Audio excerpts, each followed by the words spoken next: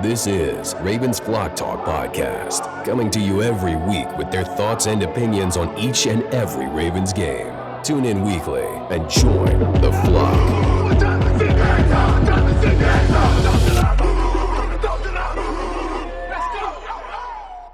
This is Ravens Flock Talk. I'm your host, Brandon, with my co-host, my dad, and we're going to get right into it. Another loss with a blown lead.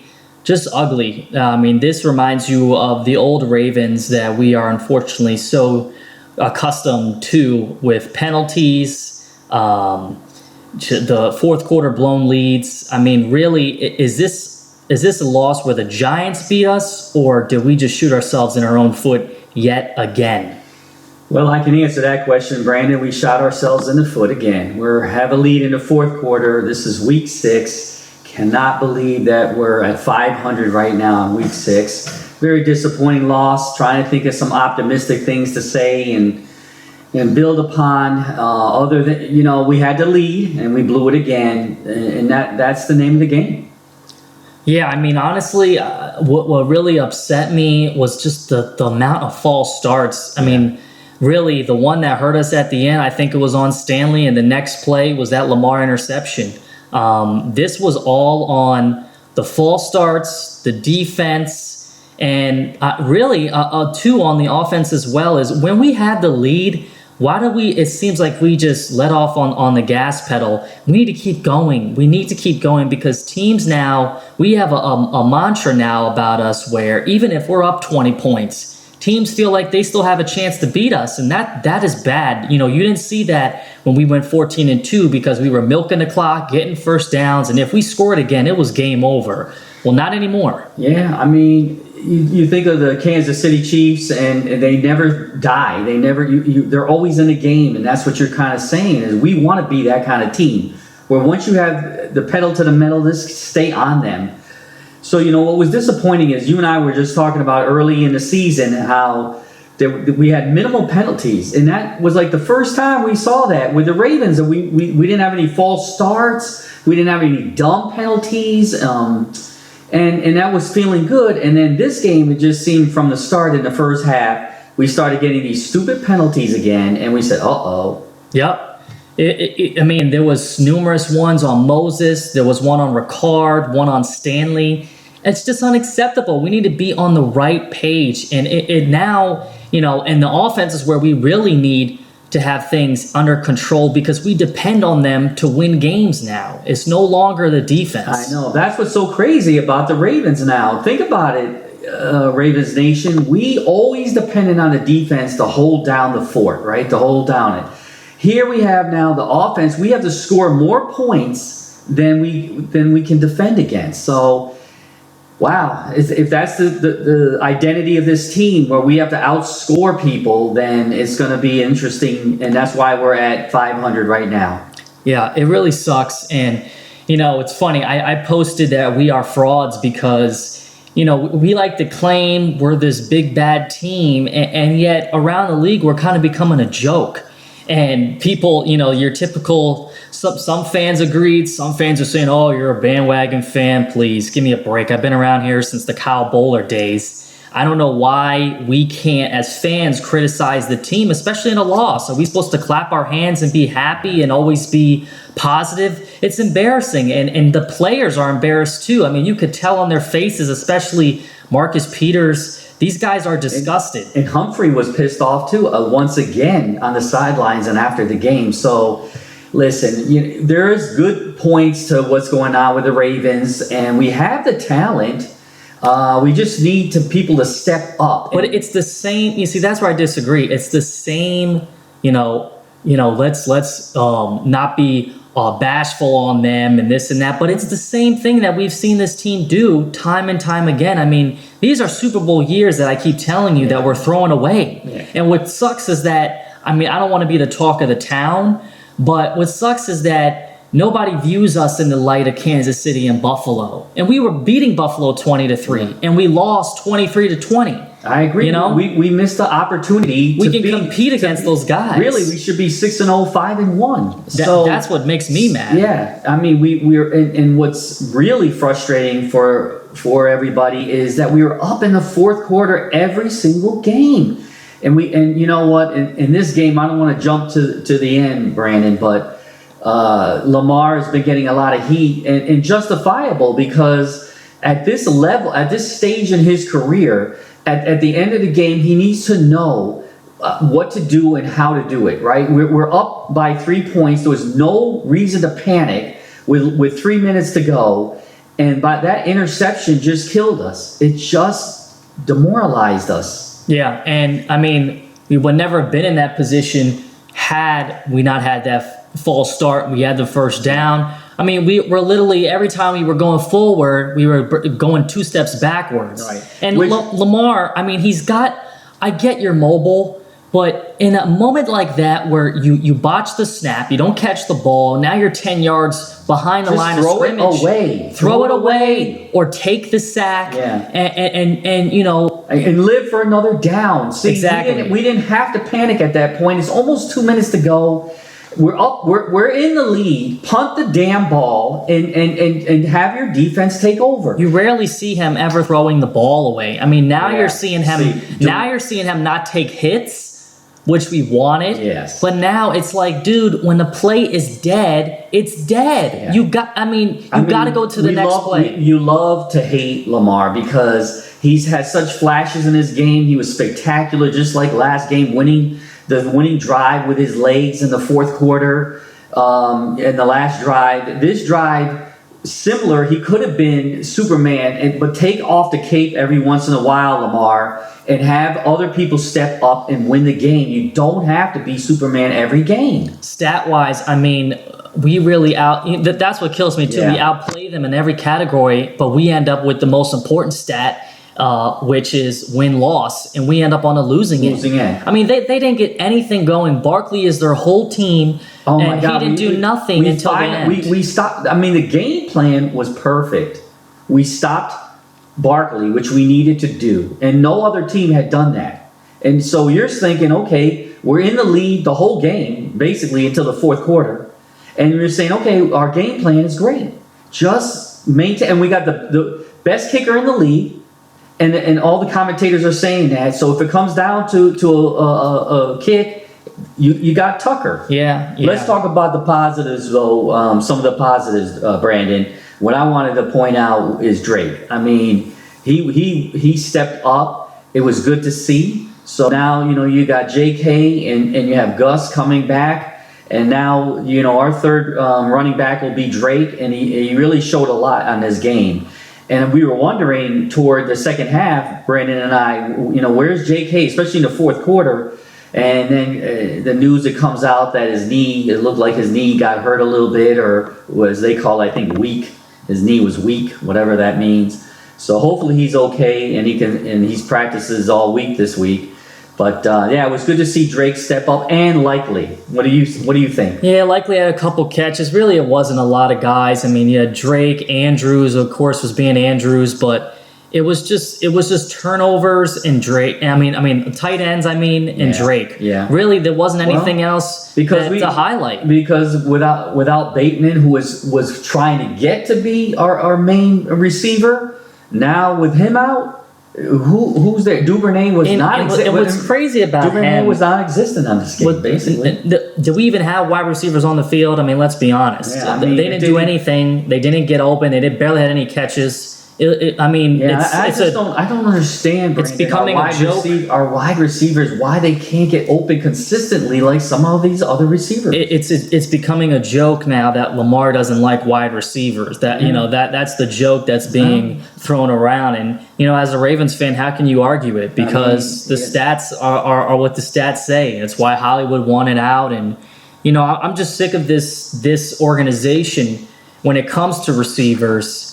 Trusting the draft. Okay, you got Duvernay, and then when it comes to Bateman, I mean, his injury wasn't even like he got blasted or anything. It's some heel, foot, whatever. I don't know, but I'm so sick of it. I mean, get out there and play. I mean, I am just done with it. And when guys like A.J. Brown hit the market or DeAndre Hopkins, instead of crossing your fingers that this draft pick's going to do well, throw everything you got to get a guy like that. Because when we got like Bolden, it elevated Joe Flacco and with tying him with Pitta and Torrey Smith, and we got to the Super Bowl and we won it. And you look at Josh Allen, how much better is he with a guy like Diggs? Yeah. You know, let's go out and get a big physical guy. How can I disagree? And I want a physical guy. I don't want a speedster anymore. I want somebody that can go down the middle and catch the ball in traffic. So, hey, I feel you. I mean, you I guess you can tell we're still a little angry, but we're frustrated than anything, because Ravens need to get over the hump if we are going to be a premier team going to the playoffs every year and in hopes to the Super Bowl. I'm just so sick of coming up short, and it's early in the season. I get it. I guess people looking at this going to say, "Oh, you're so pessimistic." No, we're realists. You know, we're realistic. And the thing about it is, we've got some of the chips in play. The best kicker, a dynamic quarterback. None of that matters if they don't play like a team. They got it, there's no camaraderie at all. Yeah. I mean, I talked to my dad about Russell Wilson back in his Seahawk days. He's on the sideline. He's getting the guys together. Tom Brady, still as old as he is doing that, whether he's yelling or encouraging. Yeah. I want to see something. I don't want to see Lamar sitting there. Now he's looking like Flacco. Where is the guys trying to get each other together? Where is the veterans? Calais Campbell, Justin Houston. I know he's hurt on the defensive side doing it. People, you know what? I thought it was my imagination, but is it my imagination that I don't see Lamar? It's the truth. It's the truth. Every time they put the camera on him, he's just sitting there. Maybe it's the contract conversation and the money this year that he. But I mean, he had fire the first last 2 years. He had fire. He was walking around. And I agree. And look, I just read that Brady had a tantrum on the sideline after the game, after Pittsburgh beat them. So, what the heck? I just don't want to see just the moping around. Yeah, I mean, let's go. I want to see, somebody step up and try to bring this team together. Because it's not going to be John Harbaugh. Maybe we didn't see it. Maybe sometimes I just don't believe it. I don't believe that we didn't see it and this and that. I'm tired of giving them the benefit of the doubt. And we're passionate because this is why the NFL is the best league in America. Because it's not like baseball with 162 games and no one cares, or the NBA. Every game matters, and these close games might come back and bite us in the you-know-what at the end. Yeah. Because you can't give up leads and lose games like that. That may cost you a playoff spot, Yeah, so, they all predicted Buffalo to win the Super Bowl this year. Okay, fine. And you know how they implode. I'm from upstate New York. I know all about it. But here they're proving it. They're showing it, right? They're winning those close games that we should have been winning. And they're not only they're coming back, or they're holding their leads, and this is what we're not doing. So listen, from this point on, they better get serious, because if not, then the season's it's going to be a rough road ahead. It's just I don't see us going deep in the playoffs if we continue to blow leads. If we do not do anything when it comes to the defensive side, this Mike Macdonald is not good. I'm sorry, but I have a hard time with these college coaches coming to the NFL. It's a different game, Like Matt Rule for the Panthers just got fired, So it's obvious that college to the NFL is very hard, and what I'm seeing so far, I'm not liking. Well, verdict is out on him, Brandon. But the thing is, I can't. You know what? I'm thinking, looking back at all the games, I don't see the blitzes. Maybe we don't have the talent to blitz, but I don't see that aggressiveness. And I even wrote a note on this game early on in the first quarter. I'm like, no, the second quarter. I said, he's not being aggressive enough. He's not being aggressive enough, right? And Wink is going to be it. And that's the other thing. I mean, I wanted to beat him so bad. Yeah, but anyway. When it comes to that, I don't think we have the personnel. I mean, like I said, when it comes to the draft, I think it's so overrated, because we'll get a guy like Oweh. He's got 1 sack so far, and some people say, "Oh, well, his job is to contain the rush, the running backs and stuff." I mean, at the end of the day, Houston is our best pass rusher, and he's one of the oldest guys on the team. And now that I think about it, I don't recall too much going on with Patrick Queen this game. A lot of guys disappear. Just disappeared. And Duvernay, where was Duvernay? I'm talking about. I know. No, we already discussed that, but defensively, Harrison disappears. Queen disappears. Away is never there, and now he's making dumb penalties and stuff. It's just Humphrey got beat on that touchdown pass. I don't know if it was a blown coverage by him or somebody else, but I see him throwing his hands up, and he has to step up too. It's almost like every time we're on defense, when they throw the ball, you just anticipate a reception. Yeah, well, that's how they came back. You just anticipate. Yeah, they came back, and we're too far off. We're off them in the zone coverage. It's just like, sometimes you can't even see them in the camera shot. I would rather get beat by a long ball than a slow death where every third down, no matter if it's 3rd and 10, 8, 6, is a first down because we're 10 yards off the guy.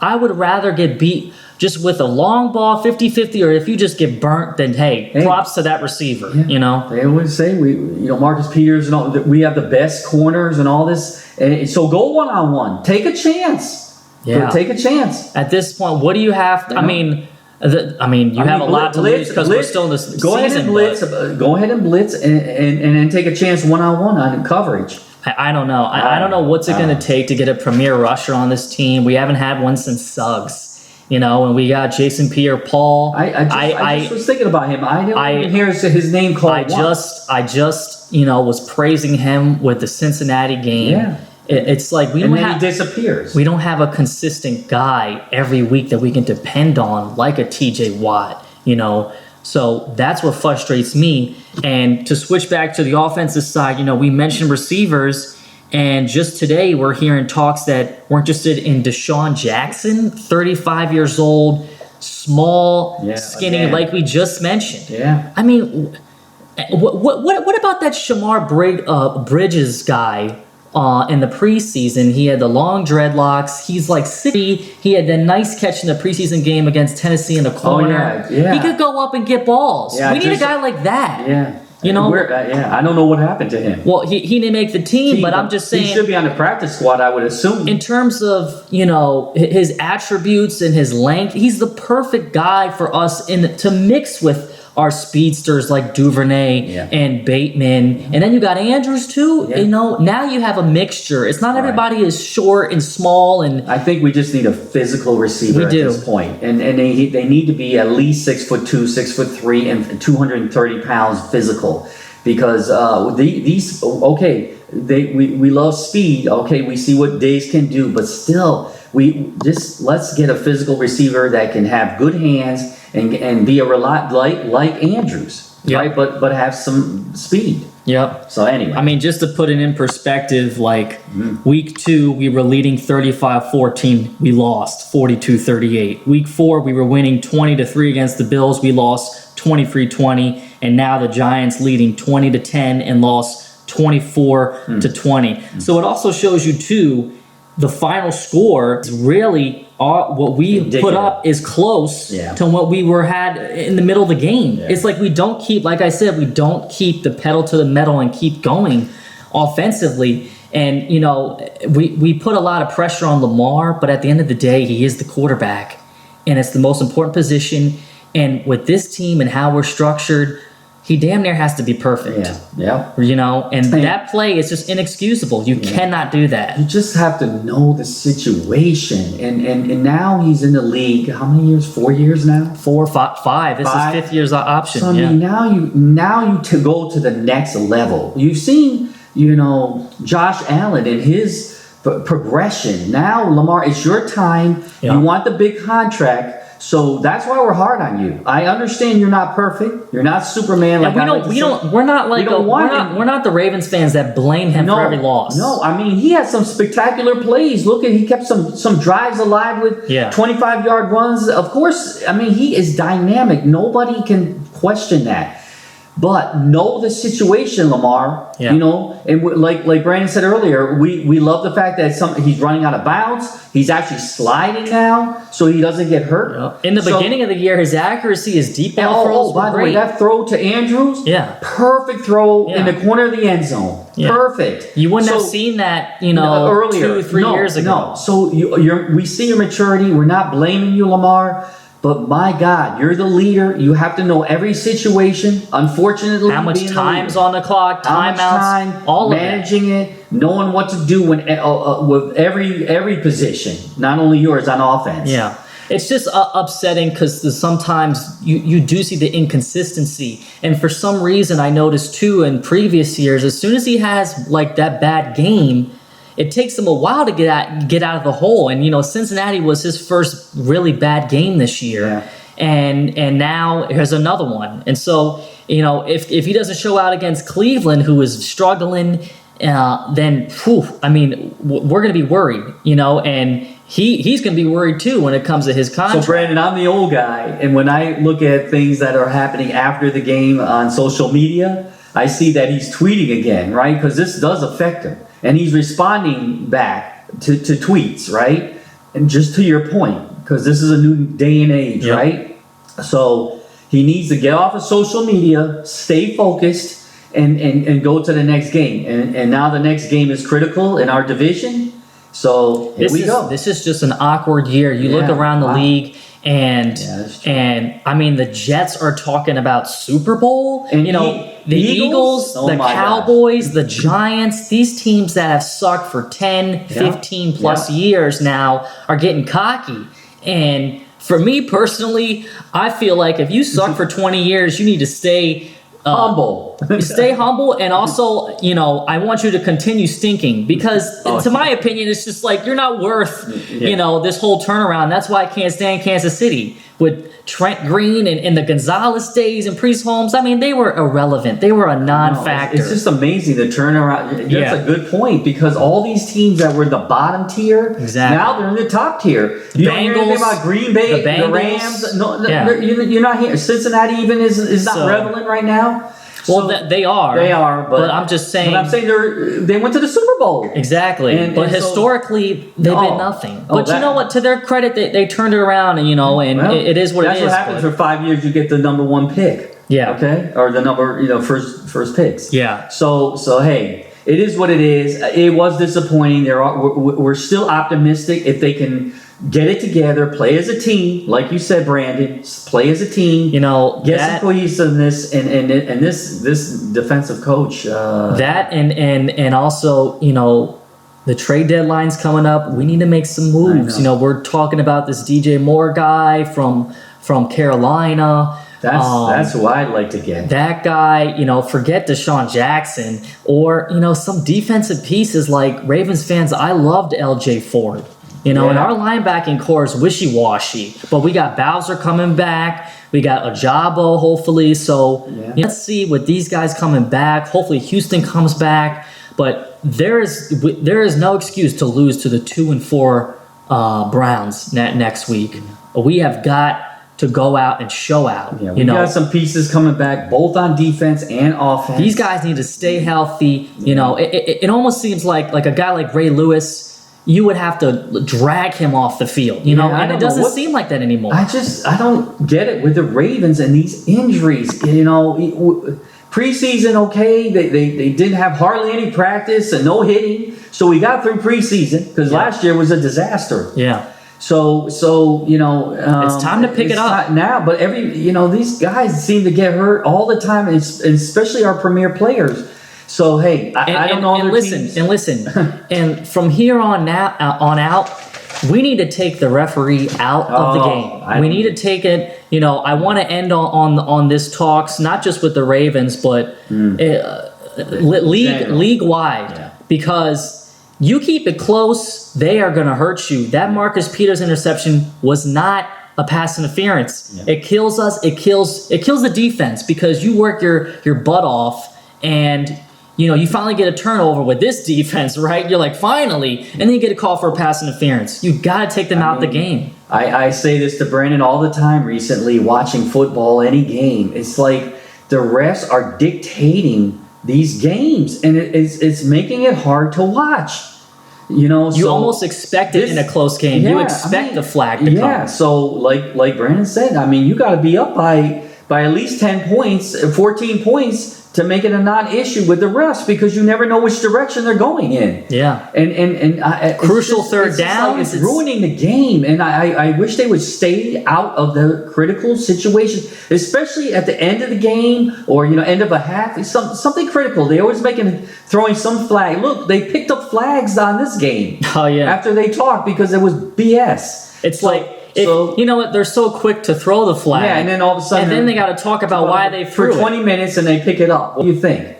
But anyway, you hate to blame it on the refs, but my goodness, it's starting to ruin the game or watch. At least for me, I'm speaking from me. It's ruining me watching games, because now you're worried about the refs.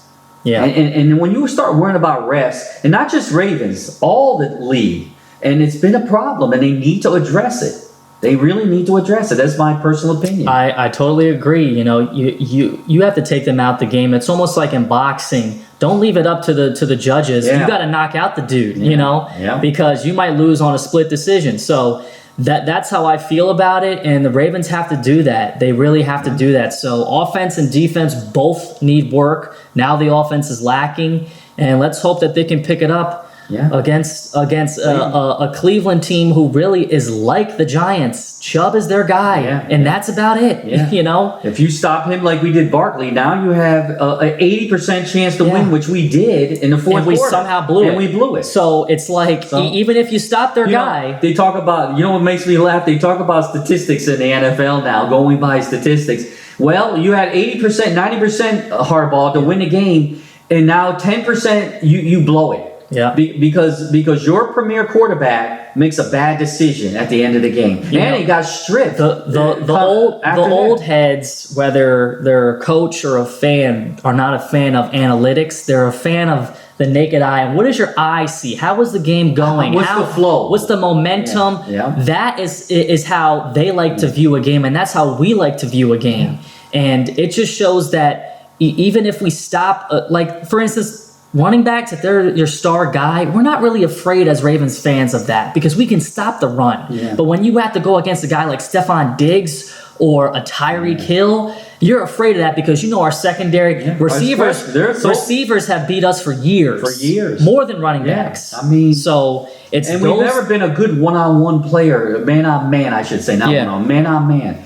And we've never been good with that. We've never had that shut down corner that can go man to man with their best the whole game receiver wherever he goes on the field. We just didn't know. We've never had it. And they claim we were in the top 10 with our defense on paper. But now you see. Now you see they guys, say that every year. Hamilton disappears, and oh my gosh, Williams is now hurt. I was crossing my fingers we would take a stab at Gilmore when he reached free agency, because he's a veteran, he's smart, he's got that Belichick background. Well, he's off with the Colts, and we got to deal what we got to deal with. But I mean, Humphrey, Peters, we got to cross our fingers and hope that they can pull through with us, and hopefully they get some help up front. But we'll see. Well, Brandon, with our subscribers, let us know how you feel about this episode. Let us know if you don't agree with us. Please let us know. If you agree, that's great. But we appreciate the feedback, right, Brandon? Yeah, and any feedback, any subscription, we greatly appreciate it.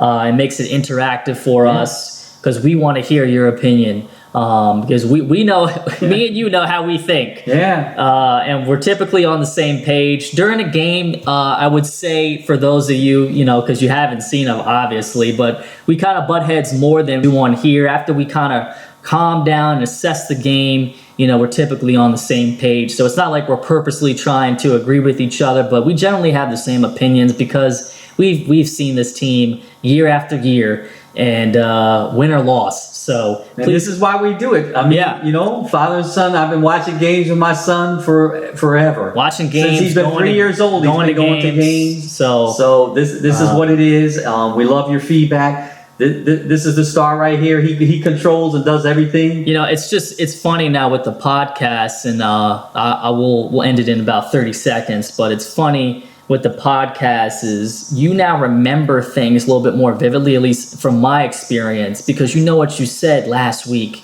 and you know how the game kind of turned out, and you can always go back to the episode. So it's kind of cool to see the Ravens in that aspect, but it's definitely hard with a loss. I mean, Mondays are rough, man. They are rough. But please tune in next week against the Cleveland Browns. Hopefully we can pull out another division win.